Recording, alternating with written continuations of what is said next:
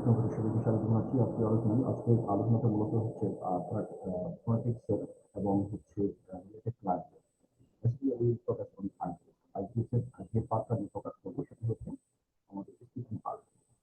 Speaking পার্টে যে প্রবলেমগুলো হয় এবং যে কাজগুলো মানে কমন মিস্টেক যেটি হয় আমাদের প্রিভিয়াস যে এক্সামগুলো হয়েছে এবং যে সমস্ত লার্নাররা অলরেডি র্যাঙ্ক স্কোর 8-9 পেয়েছেন এবং যারা র্যাঙ্ক স্কোর 5 এবং হচ্ছে লোয়ার র্যাঙ্ক স্কোর করেছেন তাদের ক্ষেত্রে আমরা যে ডিফারেন্স গুলো দেখি সেই ডিফারেন্স গুলো নিয়ে একটি কমন আলোচনা যেটি আপনাদের পুরো পিকচারটা থেকে হেল্প করবে যে কি ধরনের কন্টেন্ট নিয়ে আমাদের কাজ করা দরকার এবং হচ্ছে কোন ধরনের কন্টেন্ট প্র্যাকটিস করা দরকার এবং হচ্ছে যে আসলে আদৌ প্র্যাকটিস করা দরকার আছে।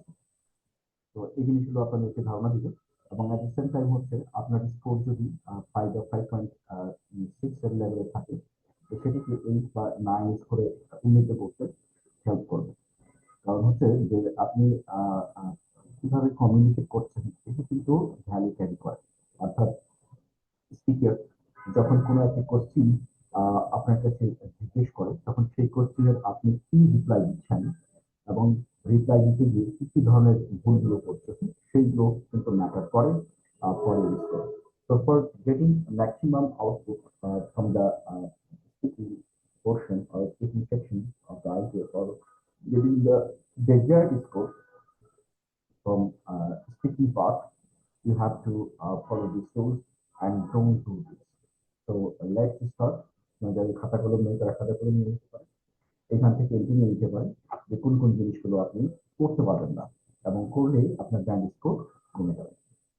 তো আমরা শুরু করছি আমাদের আজকের যে লেকচার পার্ট 2 আইএলটিএস এর যে প্রোগ্রাম, যে আইএলটিএস এর প্রোগ্রামের লেকচার পার্ট 2 তে শুরু আপনাদের সবাইকে স্বাগত জানাচ্ছি এবং এই লেকচার পার্ট 2 থেকে আপনাদের একটি ক্রিস্টাল ক্লিয়ার পিকচার্স মাইন্ডে আসবে যে আইএলটিএস এর প্রিপারেশনের জন্য বেসিক্যালি কোন ধরনের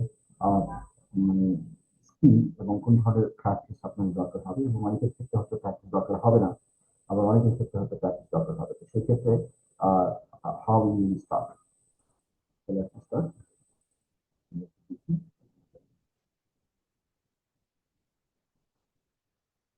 তো আপনারা স্ক্রিন দেখতে পাচ্ছেন, আমরা স্ক্রিন শেয়ার দিয়েছি প্রথম থেকে। এটি হচ্ছে বেসিক্যালি হচ্ছে লেকচার 3 অংশ।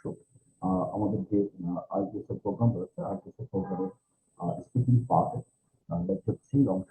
তো এখান থেকে আমরা অলরেডি আমাদের ওয়েবসাইট থেকে IELTS programme spoken English basic grammar Hindi সহ হয় এবং যে কোনো জায়গায় বাংলাদেশের এবং বিশ্বের যে কোনো প্রান্তে বসে এই প্রোগ্রামগুলো করতে পারবে এবং এট দ্য সেম টাইম হচ্ছে এটির জন্য আলাদা করে কোনো এক্সট্রা কোনো টিচারের দরকার হবে না। আই রিপিট, এক্সট্রা কোনো টিচারের দরকার হবে না। Why? We not require any more teachers and more content because this is the maximum resources have been because the maximum resources have been added to each and every class content and we have also integrated an AI-based software which is directly interactable with AI, artificial intelligence এবং AGI আপনার content গুলো আপনাকে পড়ে শোনাবে এবং কন্টেন্টের pronunciation ঠিক করে দেবে। At the same time হচ্ছে each and every question that will be asked by you will be answered by the artificial intelligence. Not only that, but also we have also added the resource person that is human tutor. They are also with you. So why are you waiting for? For computer-based exam that is going to be started from the February 2026, you will get the complete support and the do's and do not issues and other advice and consultancy will be free here. And you can also join to our Facebook page to get continuous update and WhatsApp group to continue to get the continuous update regarding the IELTS and PT. So let's start for our today's class. Common mistakes to avoiding IELTS speaking. Let's set the number 1 slide. Now we get to see the IELTS and PT live and record class available on the website. Even very short answer. কোনো examiner যখন আপনি speaking test দিচ্ছেন তখন যদি আপনাকে answer question করে এবং আপনি যদি শর্ট অ্যান্সার দেবেন, your answer is limited with yes and no, your score will go down. That means your score আপনি যত ভালোভাবেই ইয়েস বলেন আর যত ভালোভাবেই আপনি নো বলেন না কেন, ইয়েস নো অ্যান্সারের স্কোর বিলো 5 হয়ে যাবে। তো don't do this. Always extend your answer with a reason or example. So, what to do for removing this yes no answer, or for realizing or for getting, if you want to plan to have the highest score, then what you have to do. Always extend your answer with a reason for example. So when the examiner is asking something, you should not answer limited by only yes or no. You will always try to extend the answer. যেমন আপনি বলতে পারেন yes I think so because it help in my career, এরকম বলতে পারেন। মানে just yes আর no কে আপনি accept করে নিয়ে দেন ওইটাকে আপনাকে এক্সটেন্ড করতে হবে। আপনি এটা করতে গেলে যে স্কিলটা দরকার, সেই স্কিলগুলো আপনাকে প্র্যাকটিস করতে হবে। যেমন আপনার যদি নর্মালি আপনি স্পিকিং করতে পারেন, তাহলে এই ধরনের প্যাটার্নে, এই ধরনের কোশ্চেনের অ্যান্সারে আপনি এটাকে গ্র্যাজুয়ালি এক্সটেন্ড করতে পারবেন by applying your own concept. Speaker কিন্তু আপনি কি বলতেছেন বা কি ধরনের কনসেপ্ট অ্যাপ্লাই করতেছেন এটি কিন্তু মোটেও খেয়াল করে না। খেয়াল করে হচ্ছে আপনি যে কোশ্চেনটা, যে স্পিকার যে কোশ্চেনটা অ্যান্সার জিজ্ঞেস করেছে, সেই কোশ্চেনের উত্তর আপনি কত সুন্দর করে দিতে পারতেছেন এবং এটা কত সুন্দর করে আপনি স্পিকিং করতে পারছেন, প্রনাউন্সিয়েশন কি ধরনের ইউজ করতেছেন, আপনি ওয়ার্ডের ব্যবহারটা কিরকম আছে, একই ওয়ার্ড বারবার ব্যবহার করছেন কিনা, আরটা হচ্ছে যে গ্রামাটিক্যাল ইউজ বা সেন্স যেটি রয়েছে সেটি মানে পারফেকশন আছে কিনা। তো দিস আর দ্য থিংস যে আপনি যদি আপনার নর্মালি স্পিকিং এর উপরে ধরো দখল থাকে, আপনি যদি নর্মালি স্পিক করতে পারেন, তাহলে সেক্ষেত্রে এটা আপনার জন্য মোটে প্রবলেম না। আপনি এটাকে এক্সপ্লেন করতে পারবেন লজিক দিয়ে। যদি আপনার জানা থাকে যে ইয়েস নো অ্যান্সার আপনি দিবেন না বা দেওয়া যাবে না, তাহলে সেই ক্ষেত্রে ইজিলি আপনি এটাকে এক্সপ্লেন করতে পারবেন। আর যদি না থাকে তাহলে কি করতে হবে? ধরুন আপনি স্পিকিং করতে পারেন না, তাহলে কি করবেন? তাহলে সেই ক্ষেত্রে আপনার উচিত হচ্ছে আপনি দেখুন একজন মেন্টরের সাথে প্রতিদিন 10 থেকে 15 মিনিট করে কথা বলবেন। 10 থেকে 15 মিনিট, এটা সব থেকে বেস্ট হয়। আর সব থেকে লোয়েস্ট ওয়ে কোনটা? মানে একদম নিচের আপার গ্রেডের লোয়েস্ট, মানে প্রচেষ্টারও যদি থাকে, কোনো কিছুই করতে পারছেন না, তাহলে সেক্ষেত্রে কি করবেন? সেক্ষেত্রে নিয়ে নিয়ে কথা বলবেন। বাট মেন্টরের সাথে হলে পরে যেটা হচ্ছে আপনার ভুলগুলো ধরে দিবে, কোনটাকে আর একটু বেশি সুন্দর করা যায়, কোনটাকে পারফেক্ট করা যায়, ইত্যাদি অ্যান্সার গুলো আপনি ইজিলি পেয়ে যাবেন। এটি হচ্ছে মূল জিনিস। আচ্ছা, আমরা এখন চলে যাচ্ছি হচ্ছে দ্বিতীয় স্লাইডে। আমরা এখানে লিখতেছি যে মেমোরাইজ ওর বুকিশ অ্যান্সার। আপনাকে কোনো যদি কোশ্চেন করে কোনো টপিক্সের উপরে, যেমন রিজনিং কোশ্চেন হতে পারে, প্রবলেম সলভিং কোশ্চেন হতে পারে, ওপেন এন্ডেড কোশ্চেন হতে পারে, এই ধরনের কোশ্চেনগুলোর উত্তর আপনি যদি মুখস্থ করে দেন, এবং মুখস্থ উত্তর যে কেউ আপনি শুনলেই বুঝতে পারবে যেটা আপনি মুখস্থ বলছেন, এই মুখস্থ উত্তর যদি দেন, তাহলে আপনার আপনার হচ্ছে স্কোর 05.5 এর নিচে চলে আসবে। Examiners can easily detect memorized answer. Examiner can easily detect memorized answer. Can you notice this one? Can you notice this one? This one. Examiner can Examiner can easily detect memorized answer. So these are the things that you will not answer from your memory. You just normally speak. এবং normal speaking এবং হচ্ছে যে আপনার speaking from memory, এই দুটো কিন্তু বোঝা যায়। নর্মাল স্পিকিং এবং স্পিকিং ফ্রম মেমোরি, এই দুটো বোঝা যাবে। এবং আপনি এইটি যদি করেন তাহলে আপনার স্কোর কমে যাবে। সুতরাং আপনি কোনো অ্যান্সারকে মুখস্থ করবেন না, বরং যেটা করতে হবে আর কিছু স্পিকিং এর জন্য, সেটা হচ্ছে কোনটা কিভাবে কি ধরনের কোশ্চেন হলে এটা রিপ্লাইটা কিরকম হওয়া উচিত বা কিভাবে শুরু করা উচিত, ফুল প্যাটার্ন অ্যান্সার গুলো হওয়া উচিত, এটা আপনাকে জানতে হবে। Then you have to speak your own from naturally, from your own word. Then আমরা যাচ্ছি হলো 3 number slide. Over using simple word. যদি খুব সিম্পল ওয়ার্ড সবসময় ব্যবহার করেন, যেমন good, bad, very, nice, many, তাহলে এই ধরনের ওয়ার্ড গুলো বাইরে যদি আপনি কোনো স্ট্রং ওয়ার্ড বা কোনো জটিল ওয়ার্ড বা কোনো standard, highly standard word use না করেন, তাহলে আপনার স্কোর কমে যাবে। যেমন ধরেন গুড, গুড এর হচ্ছে বেসিক অল্টারনেটিভ কি হতে পারে?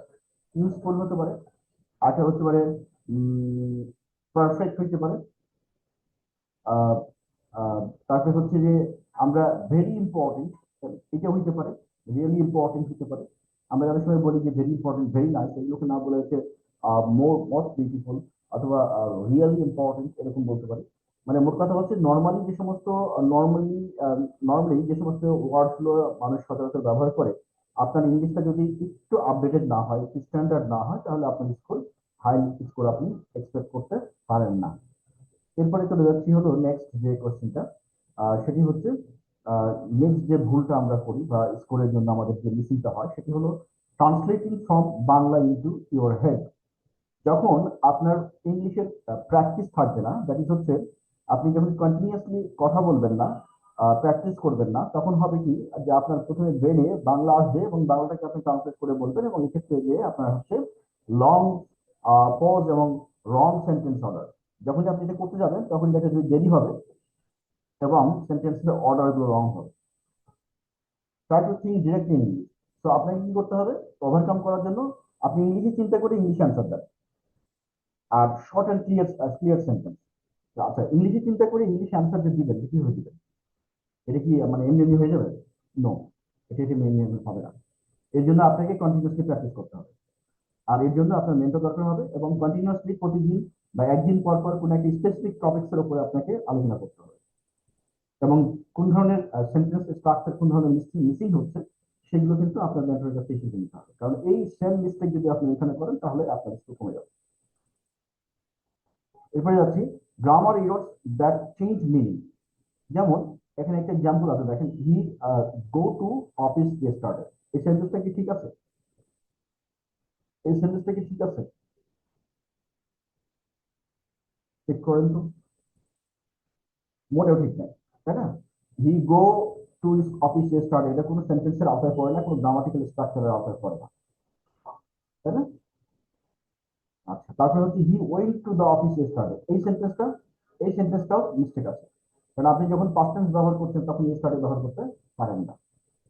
তো focus on tense, plural, subject, verb, agreement, এটা মোস্ট ইম্পর্টেন্ট জিনিস। এটি আইএলটিএস এর জন্য বা সিটি এর জন্য বেসিক গ্রামার যদি কাউরি দুর্বলতা থাকে তাহলে বেসিক গ্রামারটা আগে ইমপ্রুভ করতে হবে, তারপরে আপনি আইএলটিএস এর কোর্স শুরু করবেন এবং পুরো কাজটা করতে আপনার 3 মাসের মতো সময় লাগবে, 1.5 মান্থ লাগবে বেসিক গ্রামারের ক্ষেত্রে এবং হচ্ছে বাদ বাকি সময় লাগবে আইএলটিএস এর ক্ষেত্রে। কারো যদি নর্মালি ফ্লুয়েন্সি না থাকে, যদি আপনি ইংলিশ বলতেই পারেন না, তাহলে আপনার স্কোর বেশি আশা করে লাভ নাই ডিরেক্টলি পরীক্ষায় বসলে, বরং ওইটাকে আগে ইমপ্রুভ করতে হবে, তারপরে পরীক্ষায় বসতে হবে। It will help you. তো আশা করছি বুঝতে পেরেছেন। আমরা বেশ কয়েকটা 5 নম্বর স্লাইড পর্যন্ত গেলাম, এবার হচ্ছে আমরা একটু 6 নম্বর স্লাইডে যাই। মানে এগুলো হচ্ছে রিজন যেগুলোর কারণে আপনার ফ্লুয়েন্সি ফল করবে, যেগুলোর কারণে আপনার হচ্ছে স্কোর ফল করবে, যেটার কারণে আপনি ফ্লুয়েন্সি হারাবেন কথা বলতে গিয়ে। Speaking too fast and too slow, আপনি যদি খুব দ্রুত কথা বলেন এবং খুব ভেরি ফাস্ট যান, ভেরি স্লো যান, দুটোর ক্ষেত্রেই কিন্তু কমফোর্টেবল, মানে কমফোর্টেবল না। তাহলে সেক্ষেত্রে আপনি নর্মালি কারোর সাথে ইংলিশে কথা বললে যেরকম ভাবে বলেন সেটাই সেই চলবে, বাংলায় যখন কথা বলেন তখন যেভাবে বলেন ঠিক ওই রকম ভাবেই আপনাকে ইংলিশে কথা বলতে হবে। তা না হলে যেটি হবে সেটি হলো যে এটি খুব বেশি ফাস্ট হয়ে যাবে এবং খুব বেশি স্লো হয়ে যাবে, এবং এটা হলে তখন হচ্ছে যে এটার জন্য আপনার হচ্ছে নর্মাল স্পিকিং প্যাটার্নে যে ভেরিয়েশনটা হবে এর কারণে আপনার মার্কসটা কমে যাবে। তো এরপরে আমরা যাচ্ছি পোর pronunciation of common word.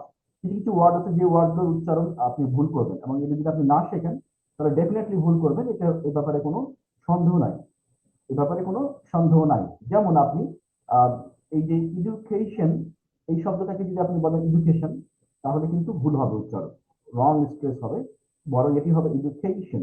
Education, development, develop, আমরা অনেক সময় বলি ডেভেলপমেন্ট এরকম বলে, কিন্তু আসলে ব্যাপারটা হচ্ছে development. Learn word stress, not just spelling. তো এই স্ট্রেসের ব্যাপারটা হচ্ছে যে এটা আপনাকে প্র্যাকটিস করে শিখতে হবে। এটা এটা যত বেশি প্র্যাকটিস করবেন তত বেশি আপনার কথার মধ্যে অটোমেটিকলি ইম্পোজ হবে। এটা আপনি গুনে গুনে করতে পারবেন না, এবং এটা ওইভাবে ইংলিশ বলার সময় হুট করে যে বলা তো পসিবল না, সেটা এটা একটা লং টার্ম প্র্যাকটিস দরকার। Don't try to use difficult word you can't pronounce. এমন কোনো ওয়ার্ড ব্যবহার করবেন না যে ওয়ার্ডগুলো আপনি উচ্চারণ করতে পারেন না বা ভুল উচ্চারণ করেন। তো এরকম আরো কিছু উদাহরণ দেওয়া যেতে পারে। যেমন ধরেন আমরা দেখি যে অনেকে এরকম বলে, যেমন যদি আমরা এটাকে বলি, আমি একটা ওয়ার্ড আপনার কাছে এক্সাম্পল দিচ্ছি সুবিধার জন্য, এরকম অসংখ্য এক্সাম্পল আমাদের যে শীটে দেওয়া আছে, তারপর আমি যদি একটা দেখানোর চেষ্টা করি। যেমন ধরেন কেউ যদি আপনি এরকম বলেন, এই শব্দগুলো ব্যবহার করেন, ধরেন এনগেজমেন্ট,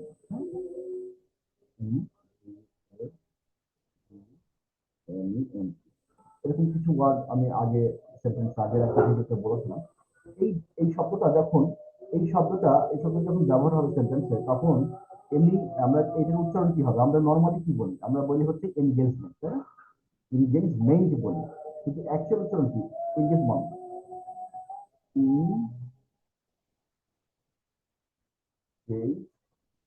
মন। আমরা ভুল করে কি বলি? আমরা ভুল করে বলি হচ্ছে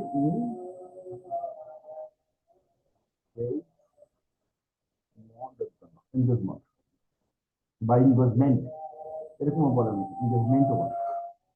তাহলে উচ্চারণটা হচ্ছে এই টটা বাদ যাবে, মানে এইটাকে উচ্চারণ করা যাবে না। এখন আপনি যদি এনগেজমেন্ট বলেন, তাহলে সাথে সাথেই আপনার স্কোর একদম ফল ডাউন করবে। তো এটা আপনাকে শিখতেই হবে, কারেক্ট উচ্চারণে আপনাকে কথা বলতে হবে। কারণ poor pronunciation is not accepted for a higher skill. তো যারা 8 এবং বা 9 পাচ্ছেন বা পাওয়ার প্রত্যাশা করছেন, তাদের ক্ষেত্রে কিন্তু এই জিনিসগুলো মাথায় রাখতে হবে এবং আপনাকে কন্টিনিউয়াসলি প্র্যাকটিস করে ইমপ্রুভ করতে হবে। এটা খুব ডিফিকাল্ট কাজ না। আপনি যদি প্র্যাকটিস করেন, কিছু নির্ধারিত ওয়ার্ড আছে, যে ওয়ার্ডগুলো যদি আপনি কন্টিনিউয়াসলি প্র্যাকটিস করেন, এটা সলভ হবে। এরপরে আমরা যদি এইটি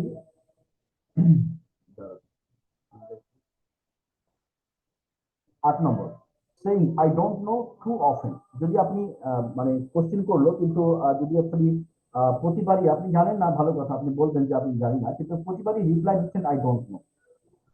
আপনাকে কোশ্চেন করা হয়েছে, কিন্তু আপনি একবার উচ্চারণ করলেন যে না আই ডোন্ট নো, আরেকবার বলতেছেন আই ডোন্ট নো, তাহলে আপনার ধরে নেওয়া হবে যে আপনি ওর বাইরে আর কিছু জানেন না। তার মানে আপনি don't know how to communicate.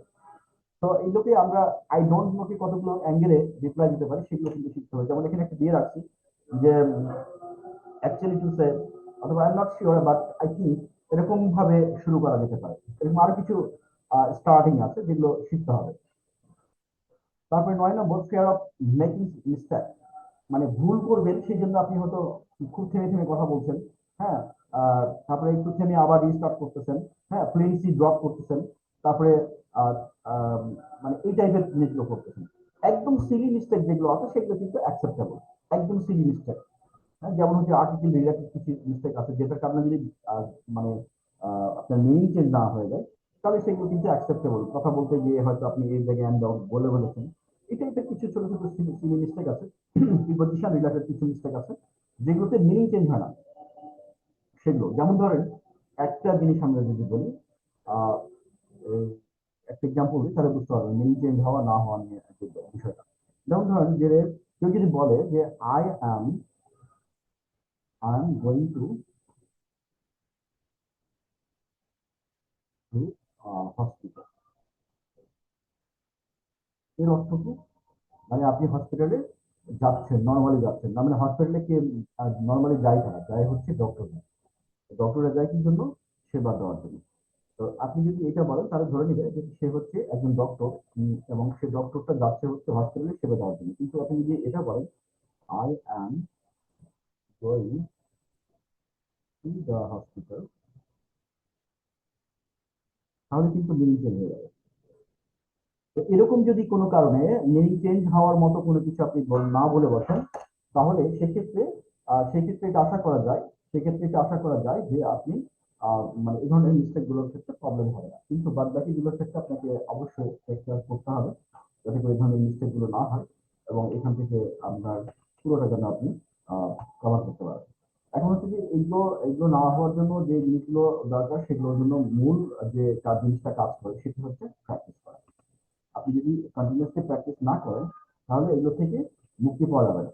এবং এটার থেকে মুক্তির একটাই উপায় হচ্ছে কন্টিনিউয়াসলি প্র্যাকটিস করা, এবং হচ্ছে যে এটি প্রতিদিন করতে হবে before sitting exam, final exam. আর সামনে যেহেতু কম্পিউটার এক্সাম আছে, সুতরাং এক্ষেত্রে আপনার নর্মালি আপনার যে কন্টেন্ট বা পরীক্ষার জন্য যে প্রস্তুতি, তার সাথে কিন্তু আপনার কিবোর্ড মাউসের সাথে একটা হাতের সম্পর্ক গড়ে তুলতে হবে, অর্থাৎ প্র্যাকটিস করতে হবে। এবং যত বেশি মক টেস্ট দিতে পারবেন, তত ভালো হবে। এবং এটা অনলাইন প্ল্যাটফর্ম রয়েছে আমাদের, সেখান থেকে আপনার মক টেস্ট গুলো নিতে পারবেন রেজিস্ট্রেশন করে। যদি বাসায় বসে পুরোটা কমপ্লিট করতে চান, সেটা করতে পারবেন, কোনো প্রবলেম হবে না, কারণ সব ধরনের রিসোর্স এখানে দেওয়া আছে, ক্লাসগুলো দেওয়া আছে। এবং এট দ্য সেম টাইম হচ্ছে আপনি বাসায় বসে মক টেস্ট দিয়ে টেস্ট করতে পারবেন যে আপনার আসলে কোথায় কোথায় প্রবলেম আছে, এবং প্রবলেম এরিয়াগুলো চিহ্নিত করে কনসার্ন টিচারের সাথে ক্লাস করে আপনি ক্লাস করে নিতে পারবেন। আমরা নেক্সট ভিডিওতে আবার দেখা হবে।